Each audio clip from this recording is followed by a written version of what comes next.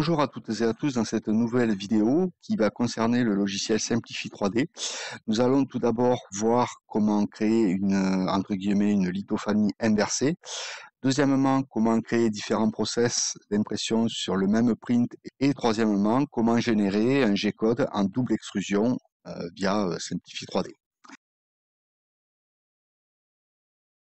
Donc, pour commencer, nous allons faire une lithophanie inversée. Alors, j'appelle ça comme ça, je ne sais pas quel est le nom exact, mais vous allez comprendre quel est le principe. Vous allez sur Google, vous allez tout simplement repérer soit une affiche qui vous plaît, une image, un dessin. Vous allez l'enregistrer sur votre PC et vous allez aller sur Module complémentaire. Vous cliquez, convertir une image en 3D. Vous allez sélectionner via le bouton Explorer votre fichier. Donc là, sur le coup, on va prendre un dessin de Bob l'éponge. Vous double-cliquez. Vous allez créer le STL. Donc, il suffit d'enregistrer. Et là, Simplify 3D va vous demander si vous souhaitez importer le fichier qui a été créé. Donc, bien sûr, vous faites oui. Et là, vous avez votre image qui apparaît comme ceci sur votre slicer. Et si vous la mettez de profil, vous allez comprendre le principe de suite. En fait, les formes ont été mis en 3D. D'accord? Donc c'est assez sympa, c'est une façon aussi différente de faire des impressions 3D et de se les créer à vos souhaits et surtout sur les images qui vous plaisent.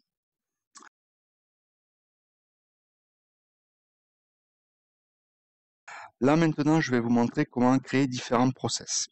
Donc tout d'abord, vous allez importer un profil. Très bien. Voilà, vous allez aller chercher un fichier. Alors là, pour le coup, je vais vous montrer tout simplement une tour de chaleur, donc un test d'impression 3D, d'où l'intérêt premier de faire varier les process. Donc vous avez votre tour de chaleur qui est comme ceci, donc on va la faire pivoter. Hop, on va la centrer. Voilà. Donc là, vous avez votre fichier. Si vous lancez votre préparation d'impression, donc création de G-code tel quel, vous allez avoir votre print qui va se faire d'un seul trait, tout à la même température et avec exactement les mêmes paramètres sur toute l'impression. Or, c'est pas ce qu'on veut. Ce que l'on souhaite, c'est que cette partie-là s'imprime en 190 degrés, celle-ci 195, celle-ci 200, 210, 220, 230, etc. Donc, vous allez dans Outils, Assistant de paramétrage des variables, et là, vous avez une plaque rouge qui est apparue sur votre STL, d'accord? Donc, c'est un niveau, en fait. Et vous allez aller sur le curseur, positionner. Hop. Par exemple, là, je veux que ça s'arrête et que ça passe à 195. Donc, vous allez ajouter un emplacement. Vous continuez à monter. Hop. Et vous ajoutez un emplacement. Et ainsi de suite à chaque modification de température. À savoir que là, on parle de température, ça peut être aussi une histoire de remplissage, ça peut être une histoire de, si par exemple vous changez de filament avec une commande M600, par exemple, vous avez certains filaments que vous allez fondre à 190 degrés et d'autres à 220, donc vous pouvez aussi utiliser ce principe-là. On va finir ça. Et là, une fois que vous avez ajouté vos emplacements, vous faites découper le process. Et alors, je ne vais pas le faire de suite. Vous regardez ici, donc il n'y a qu'un seul process qui a été créé, donc de toute la pièce. Si vous faites découper les process, vous allez remarquer que différents process ont été créés à chaque niveau, d'accord, que l'on vient de faire avec la plaque rouge, en fait. Donc, le premier process en température, on est à 190 degrés, donc on est d'accord. Le deuxième process, on souhaite, lui, qu'il soit à 195, donc je change la valeur. Alors encore une fois, là on parle de température, vous pouvez aussi jouer sur le remplissage, c'est-à-dire avoir une partie haute un peu plus solide que la base ou inversement. Donc là, on doit être à 200. La quatrième partie est à 210. Cinquième partie, 220.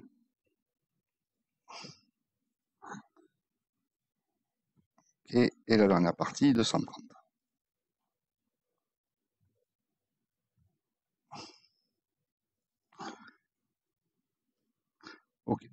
Donc là, on va lancer le G-code, la préparation du G-code. Vous faites tout sélectionner. Ça, vous touchez pas en fait, c'est-à-dire que l'imprimante va gérer elle-même toutes les modifications et l'impression se fera d'un seul trait. Vous faites d'accord? Voilà. Et là, vous avez votre tour de chaleur qui va, donc le G-code, qui va tout simplement indiquer à l'imprimante que à chaque niveau, vous allez avoir une modification de température, tout simplement, automatiquement. Petite information, quand on procède par process, donc ça marche très bien, il suffit qu'après, par exemple, hop, on va mettre un process, vous souhaitiez lancer une autre impression, mais normale, c'est-à-dire d'un seul trait. Il arrive des fois qu'il n'y ait que cette partie qui apparaisse. D'accord? C'est tout simplement parce que vous avez créé des process. Dans ces cas-là, vous rentrez dans le process que vous avez créé dernièrement. Vous allez sur avancer et il vous suffit de décocher cette case, puisque là, on lui dit de commencer l'impression uniquement à la hauteur de 70. Voilà, ça se remet pas forcément toujours à zéro. Donc là, vous faites d'accord et si vous créez votre process, vous n'aurez pas de souci. Tout sera bien apparent. D'accord? Donc, nous allons voir maintenant la production de G-code pour une double extrusion via Simplify 3D. Tout d'abord, il faut indiquer à Simplify 3D que vous avez une imprimante avec une double extrusion. Donc, vous allez sur Aide, vous allez créer en fait un assistant de configuration, vous allez créer un profil tout simplement de double extrusion. Donc, vous allez sur Autre, tout en bas, sauf si bien sûr elle est référencée, ce qui n'est pas le cas pour la 10M. Donc, vous faites Autre, Next. Donc là, vous mettez le nom de votre imprimante.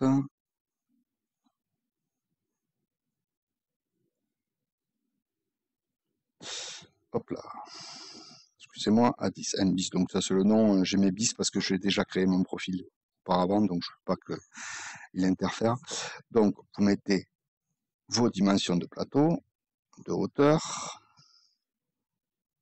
diamètre de la buse, le diamètre du filament, et bien sûr, vous indiquez qu'il y a nombre d'extrudeuses 2. Et ensuite, vous n'oubliez pas de cocher cette case si vous avez un lit chauffant. Vous faites Next, et voilà. Vous avez indiqué à Simplify 3D que vous avez bien une imprimante à double extrusion. Ensuite, vous allez aller chercher vos STL, à savoir que pour faire une double extrusion, il faut que vos STL soient bien différenciés les uns des autres.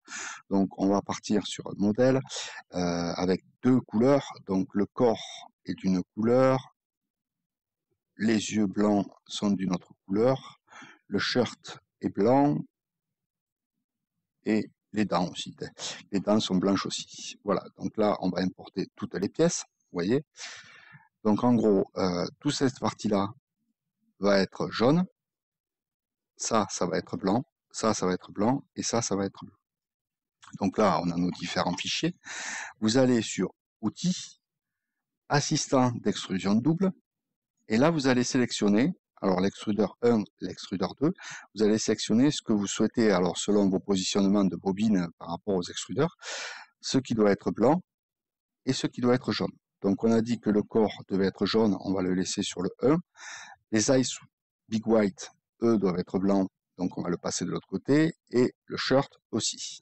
Si vous faites d'accord, Simplify 3D va automatiquement repositionner les pièces de lui-même, donc ce qui fait que vous n'avez pas de travail de positionnement à faire. Vous faites préparer l'impression, donc là bien sûr vous faites tout sélectionner pour avoir une impression en une seule fois, puisqu'il n'y a pas besoin de faire un M600 ou autre pour changer le filament. Et là, vous allez avoir votre G-code qui a été préparé par Simplify 3D avec une configuration de changement de filament sur chaque couleur différente, bien sûr, de la pièce. Vous avez remarqué que derrière, il y a une tour. Cette tour, en fait, se configure, je vais vous montrer où. En fait, ça permet de faire la purge, d'accord? Quand vous passez d'une couleur à une autre, voilà, il faut que la buse aille faire une purge. Donc, effectivement, ça rajoute du temps d'impression. Maintenant, ça permet de, par exemple, de ne pas avoir de blanc dans le jaune et de ne pas avoir de jaune dans le blanc. Donc, en fait, pour ceci, il vous suffit de rentrer dans le process. Vous allez dans Addition et vous cochez là. La dimension de ce pilier, alors si vous passez par exemple du blanc au noir, qui sont deux couleurs totalement opposées, il vous faudra peut-être agrandir le pilier ou le réduire. 25 est une bonne dimension et vous permet d'avoir une buse propre, avec bien sûr la place du nouveau filament qui ne montera pas sur l'autre. Vous avez aussi ce principe d'utiliser un bouclier anti-bavure, donc on va l'activer, vous allez voir la différence. Vous faites d'accord, toujours pareil, tout sélectionné, d'accord.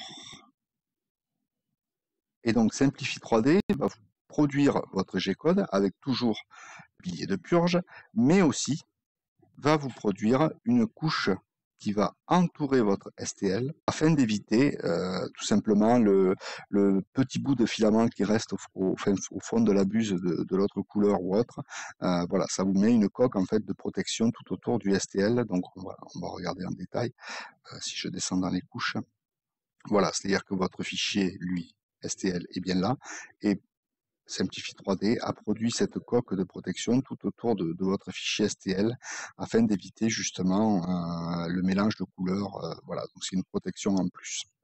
J'en ai fini aujourd'hui avec cette petite vidéo sur Simplify 3D, sur les modules complémentaires ou les différents process. J'espère que cette petite vidéo vous a plu. N'hésitez pas à liker si c'est le cas et à vous abonner à la chaîne pour avoir les prochaines vidéos. Je vous souhaite de bons prints à tous.